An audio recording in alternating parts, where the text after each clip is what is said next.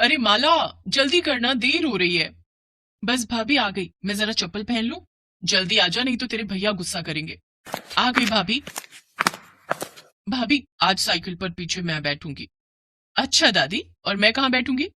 आप आगे बैठ जाओ ना, जैसे मैं बैठती हूँ। हट पगली, साइकिल पर आगे छोटे बच्चे बैठते हैं, बड़े नहीं। ये कहानी है माला और सरिता की। माला और किशन भाई बहन थे। कुछ साल पहले एक हादसे में माला के माता पिता की मौत हो गई। तभी से किशन ने माला की सारी जिम्मेदारी उठा ली। माला को माँ और भाभी का प्यार मिले, इसलिए किशन ने सरिता से शादी कर ली। सरिता ने भी माला को अपनी बेटी ही मान लिया। वो माला पर जान छिड़कती थी। उस दिन किशन, माला और सरिता गांव में ही एक शादी में जा रहे थे। फिर शादी में खाना खाते हुए, भाभी, ये दुल्हन ने क्या पहना हुआ है? ये लहंगा है। अब तेरे पास भी तो है वो हरा वाला। नहीं, लेकिन ये तो उसके जैसा बिल्कुल नहीं है। क्योंकि ये दुल्हन का लहंगा है और बहुत महंगा भी आता है।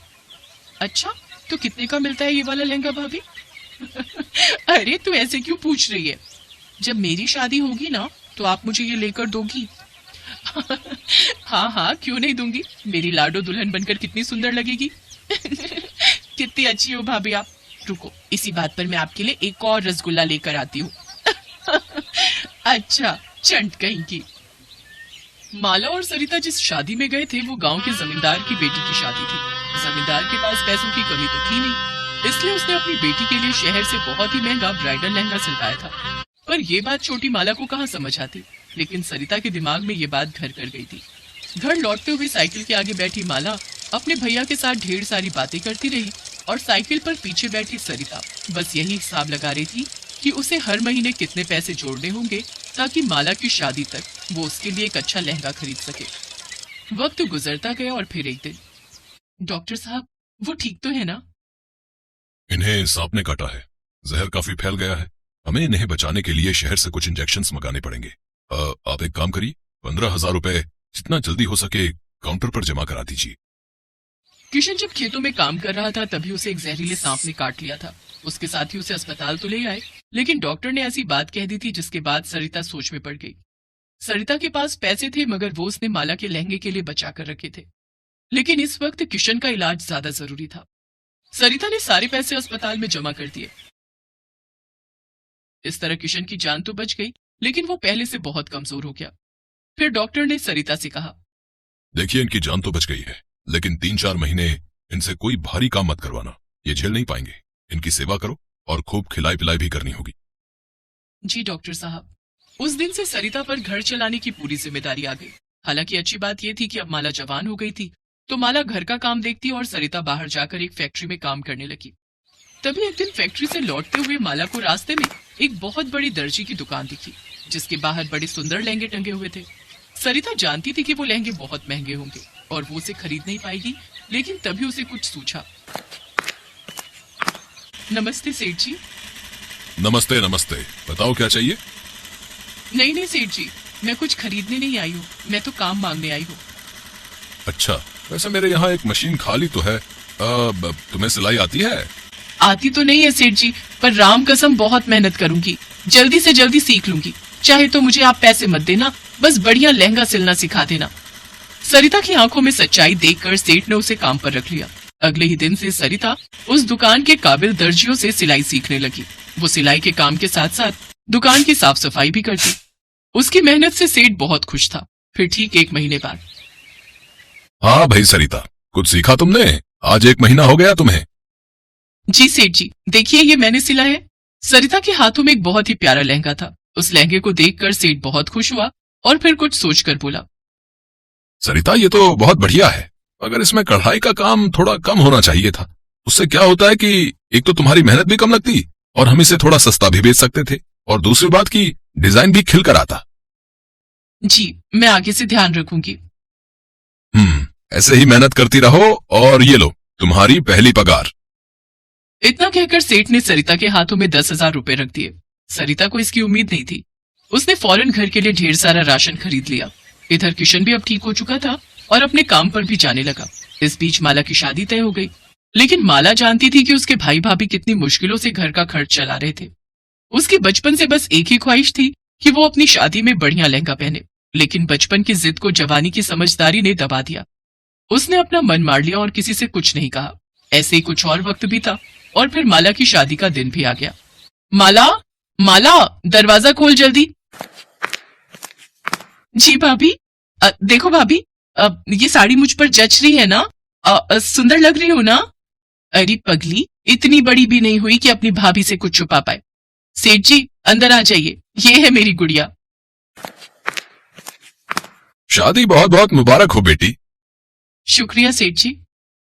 खुश रहो, और ये लो, ये तुम्हारी भाभी की तरफ से तुम्हारे लिए तोहफा। माला ने फौरन उस थैले को खोला तो उसमें बहुत ही खूबसूरत लहंगा था। माला कुछ न कह सकी, वो बस सरिता की तरफ देखकर रोई जा रही थी। और फिर तुम्हें पता है बेटी, तुम शादी में बढ़िया लहंगा पहन सको, इसके लिए तुम्हारी भाभी ने मेरी दुकान पर काम करना शुरू किया। दिन रात सिलाई का काम सीखा और फिर हर रोज थोड़ा थोड़ा करके इसने अपने हाथों से तुम्हारे लिए ये लहंगा सिला है। पर सेठ जी, आपके बिना ये मुमकिन ना हो पाता। अरे मैंने तो सिर्फ तुम्हें कपड़ा दिया, लेकिन तुमने अपना सब कुछ दे दिया इसमें। ये लहंगा सच में अनमोल है। मुझे नहीं पता कि इस गांव में इतना महंगा लहंगा आज तक किसी दुल्हन ने पहना है कि नहीं। नहीं पहना होगा सेठ जी, क्योंकि किसी भी दुल्हन के पास इतना प्यार करने वाली माँ जैसी भाभी थोड़ी ही होगी। भाभी।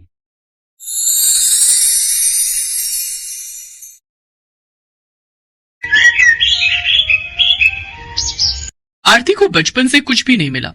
उसे ना ही किसी का प्यार मिला और ना ही कोई खिलौने, क्योंकि वो काली थी। दूसरी तरफ आरती की सौतेली बहन पायल को सब कुछ मिला। वो गोरी थी और उसके माता पिता उससे बहुत प्यार करते थे। इसलिए आज जब दोनों बहनों की शादी है, तब पायल को 1 लाख का लहंगा मिला और आरती को कुछ मिला ही नहीं। आरती बस बैठकर ये सोचने लगी कि मेरे पास तो कुछ भी नहीं है, शादी का लहंगा नहीं है, क्या पहनकर मंडप में जाऊंगी मैं। आरती के पास लहंगा तो दूर, एक अच्छी साड़ी तक नहीं थी। बचपन से उसके साथ यही होता आया है। आरती की माँ आरती को जन्म देते हुए ही मर गई थी। आरती काली पैदा हुई थी, ये देखकर उसके पिता ने कहा था, अरे ये तो कोयले से भी काली है, ये कैसी बेटी पैदा करी है इसने। हरिहर को आरती पसंद नहीं आई। उसे काली बेटी नहीं चाहिए थी, इसीलिए 1 हफ्ते के अंदर उसने फिर से शादी कर ली। आरती की सौतेली माँ का नाम रत्ना था और रत्ना ने 1 साल के अंदर एक गोरी बेटी को जन्म दिया। हरिहर की खुशी का ठिकाना नहीं रहा। अरे ये हुई ना बात, बेटी हो तो गोरी हो, काली तो कुतिया भी होती है। हरिहर ने उसका नाम पायल रखा और पायल को माँ बाप दोनों का प्यार मिलने लगा। आरती को मिला तो सिर्फ और सिर्फ घृणा। उसकी सौतेली माँ उससे कहती थी, तेरा मुंह देखकर मेरी भूख मर जाती है, खाने के समय मेरे सामने मत आया कर। रत्ना, हरिहर और पायल एक साथ एक परिवार की तरह इकट्ठे बैठकर खाते थे, लेकिन आरती को वहां जगह नहीं मिलती थी। उसे रसोई में बैठकर खाना पड़ता था, वो भी सूखे चावल। खाना खाते हुए आरती हर रोज रोते हुए अपनी माँ को याद करती थी। माँ, आप मुझे अपने साथ लेकर क्यों नहीं गई? माँ, मैं आपके पास आना चाहती हूँ। भगवान मुझे ऊपर बुला लीजिए, मुझे अपनी माँ के पास जाना है। एक तो सौतेली, ऊपर से काली। ऐसी लड़कियों के नसीब में सिर्फ और सिर्फ दुख, दर्द और पीड़ा ही लिखा हुआ है। ये बात आरती बहुत पहले समझ गई थी। ऐसे ही वो बड़ी होने लगी। पायल को प्यार मिलता रहा और उस वजह से वो घमंडी बन गई और वो दोनों जवान हो गए। दोनों की शादी की उम्र हो गई। घर में पायल की शादी की बात चलने लगी। बेटी, अब तेरी शादी की उम्र हो गई है ना, तुझे शादी करनी होगी, उसके बाद तेरे बच्चे होंगे। माँ, आप भी ना।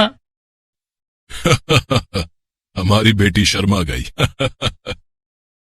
वहां आरती आई और बोली, हाँ बहन, तू बहुत खूबसूरत लगेगी। आरती को देखकर पायल गुस्सा हो गई। आ गई तू? हमारी एक पल की खुशी तुझसे देखी नहीं जाती है क्या? अपनी गंदी शक्ल लेकर चली आई यहाँ। लेकिन बहन, मैंने ऐसा क्या बोल दिया? पहली बात तो मुझे बहन कहना बंद कर। मैं तेरी बहन नहीं हूं, तू इस घर की नौकरानी है। मैं कोई नौकरानी की बहन नहीं हूं। जा भाग यहां से, जाकर खाना बना। अरे खाने से याद आया, कल पायल को देखने के लिए लड़के वाले आ रहे हैं। आरती, उनके लिए बहुत सारा खाना बनाना, समझ गई? जी पिताजी। आरती वहां से चली गई। अगले दिन पायल को देखने के लिए लड़के वाले आए। लड़के का नाम आलोक था। आलोक अपनी माँ के साथ आया था। साथ में उनका नौकर रघु भी आया था। आते ही आलोक की माँ जानकी ने हंसते हुए कहा, हरिहर जी, हम एक नौकर को लाए हैं हमारे साथ। आपको कोई तकलीफ तो नहीं है? वो बात ऐसी है कि हम उसके बिना कहीं जा नहीं सकते। नहीं नहीं, कोई बात नहीं जी। आइए आइए, अंदर आइए। रघु के साथ जानकी और आलोक अंदर आए। रघु भी बचपन से उन लोगों के साथ ही है। जानकी और आलोक सोफे पर बैठ गए और रत्ना पायल को लेकर हाजिर हो गई। वाह, पायल तो दिखने में बहुत अच्छी है। अरे वाह बेटा, एक नजर में पसंद भी कर लिया। वो लोग बैठकर गप्पे शप्पे लड़ाने लगे और तभी आरती खाना लेकर आ गई। ये लीजिए, आप लोगों के लिए खाना लाई हूं, खा लीजिए नहीं तो ठंडा हो जाएगा। हरिहर जी, ये कौन है? अब ये हमारे घर की नौकरानी है। अच्छा, पायल बेटी तुम्हें खाना बनाना आता है ना? पायल को खाना बनाना नहीं आता था, इसीलिए वो चुप रही। जानकी और आलोक ने आरती का बनाया हुआ खाना खाया और उन लोगों को बहुत अच्छा लगा। वाह वाह, खाना तो बड़ा स्वादिष्ट है, लेकिन हरिहर जी, ये तो आपकी नौकरानी ने बनाया है, लेकिन मुझे आपकी बेटी के हाथ का कुछ खाना है। वो असल में मेरी बेटी को खाना बनाना नहीं आता है। तो फिर ये शादी नहीं हो सकती। शादी के बाद हम खाएंगे क्या? तभी हरिहर के दिमाग में एक आइडिया आया। क्यों ना रघु के साथ आरती की शादी कर दी जाए। आरती भी आपके ही घर में चली जाएगी और हर रोज खाना बनाकर खिलाएगी। सभी शादी के लिए मान गए। आरती और रघु से किसी ने एक बार भी नहीं पूछा। हरिहर ने एक तीर से 2 निशाने मार दिए। दहेज के बिना आरती की शादी नहीं होने वाली थी, लेकिन अब आरती को विदा करने के लिए हरिहर को एक्स्ट्रा पैसे खर्च करने की जरूरत नहीं पड़ेगी। शादी का दिन नजदीक आने लगा और पायल ने 1 लाख का लहंगा खरीद लिया। आरती ने कहा, पिताजी, मेरे लिए लहंगा नहीं खरीदा आप लोगों ने? तू लहंगा पहनकर क्या करेगी? नौकरानी को लहंगा पहनना है, हाँ? सभी ने हंसते हुए आरती की बात को टाल दिया, लेकिन आरती को पता था कि शादी जिंदगी में सिर्फ एक ही बार होती है। मुझे भी लहंगा चाहिए, 1000 का लहंगा हो तो भी चलेगा। तेरे लिए 1 रुपया भी खर्च नहीं करूंगा मैं। पता नहीं कहां से आ गई तू। तुझे तो अफ्रीका के जंगलों में होना चाहिए था।